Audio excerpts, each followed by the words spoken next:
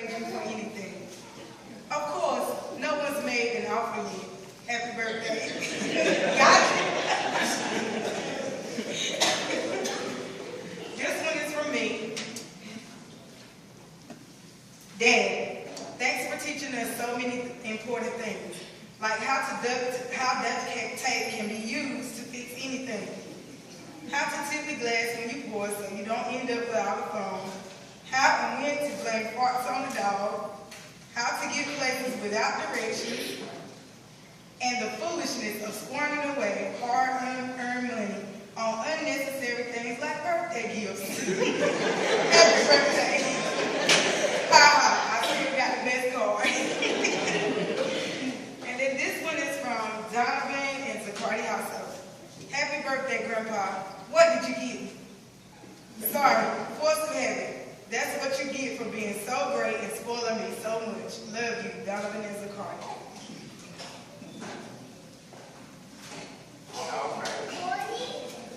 Trish got her part a little mixed up. That was Mama who taught us to squander that money. That was always a saver. All right. Do we have anybody else at this time? I'm kind of hurrying along because I'm just as hungry as I can be. And I left my husband home. I didn't take him to the nursing home. I brought him home. And I'm taking care of him, so I got to get back to him. So at this time, is there anybody else that would like to have anything to say concerning my baby?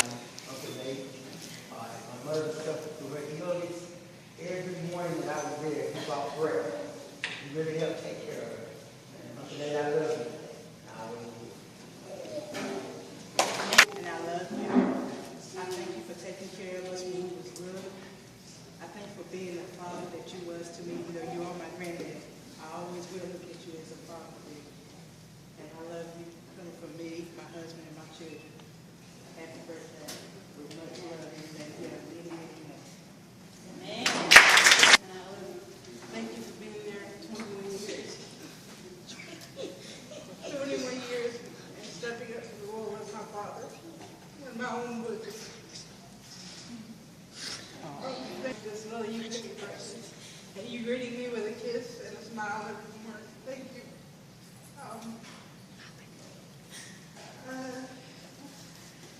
Thank you from my birth bicycle and my birth car to the memories that I had. Thank you. I love you.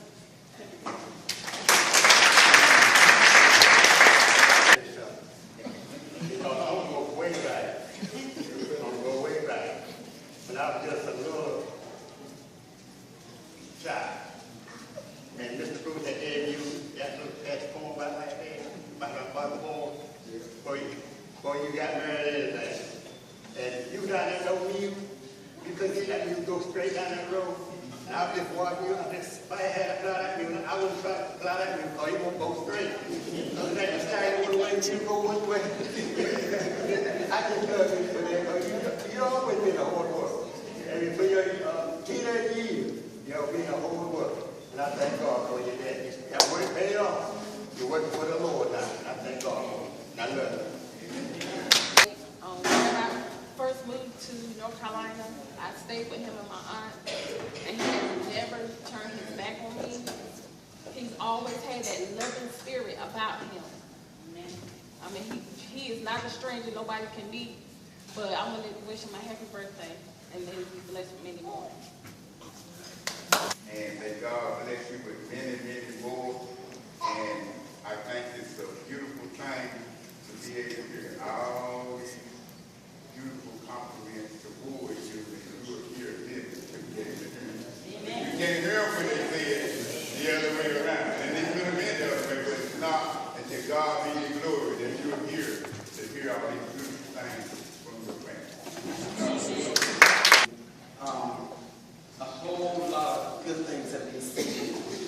And there's just not words. There just ain't words to say what he means to me. There was a time when I thought he was just my dad. I felt like the rest of his sister, and I think every one of us, all 9 of us, I believe we feel that way. Everybody feel in our heart that I'm special to dad. And you know why we feel that way? Because we are. Each one of us have our own special place in his heart. And when you matured enough to know that, then you can move forward. But each and every one of us have a special place in dad's heart. It don't matter what you do. My brother Glenn, no, he just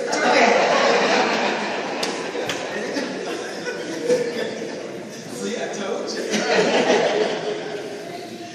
But you know, down through the years, I've had some good days and some bad days. And if I were to sing a song today, that would be the song I would sing. I won't complain. Through the good times and bad times. When Mama was living, I would always run to Mama. But after Mama passed on, you know, I'd pick up the phone and I would call Daddy. He was always, like I said, he would always give you some words of wisdom. I mean, it might not always be what you think you wanted to hear on the other end of the line, but if you took it in, it would do you some good. And I thank God for him standing and being exactly what a man should be in a household. And what I mean by that, he was a provider. And we never went without. I've been in the midst of some children and people talking about how they didn't have food to eat, and they didn't have clothes to wear, and they were cold. And I can never, and I'm 51 years old, I can never remember a time when we didn't have food to eat. I can remember seeing him go to work when it was so cold, and it looked like, you know, that everything was iced over, but he left out and he went to work. I can remember laying down praying that the Lord, even when, and I was little then, I didn't even really know who God was. I was praying that the Lord bring him back safe. Because I remember my mama saying how dangerous it was out there on the ice. But I prayed and asked the Lord to bring him back home safe. And the Lord did just that. And he's done it for 75 years. And when I got of age that I thought was of age, and I wanted to get married, and I sat at the breakfast table that morning, and I told my dad, I don't even remember telling him, I just kind of put my little hand out there with my ring. He dropped his head. He said, if you don't get married, I'll buy you a brand new car. And I ain't never had a brand new car before, but I wanted that man. And I'll never forget it. Mr. Howard Marshall was sitting at the table with me. And he looked at me and said, boy, she gonna cry. Sure enough, I did. Because I wanted that man. And I got that man. God blessed me with him. And my daddy loved him just as good as he do me today, I do believe. So I just said that to say this, that through everything in my life, everything in my brothers and sisters' lives, the Lord put him in a place where he could be there for us, no matter what, the ups and the downs, the ins and the outs. And that just for a little bit, I'd like to say, they said I wouldn't make it. They said I wouldn't be here today. They said I'd never amount to anything.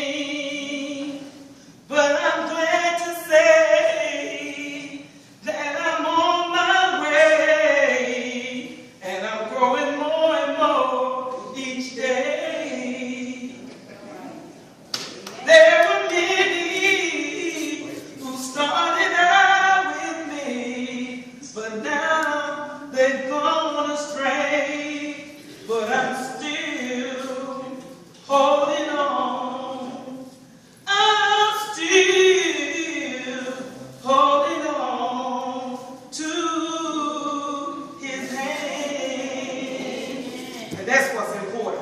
I'm saved, sanctified, baptized, and filled with the Holy Ghost. And I glorify God for this afternoon and for each and every one of you because you are a part of us. Everybody in this building today is a part of us, and I glorify God for it today. Amen. We would be nothing without you. He said, just like T said, my mom and daddy did them, her mama did, and daddy did us. And it was a beautiful reunion. And we oftentimes talk about it being attached and simply when we get together. That younger crowd of us don't nobody can see. After y'all's mom that quit, always kept on. So there's another group that came after us. But the ones of us that team them still hold on to that little crew. Amen. We used to always get the cookies. We'd be in a group, and me and 17 and Judy, we'd always eat, and we'd try to see if we going to have a piece left. Hours later, I come out with it. I'm still winning. This time I'm just winning in Jesus. I'm winning. But Daddy, we love you. We really, really love you. Amen. And all these people in this building today, they love you. I didn't try to say what I had to say to cut anybody off.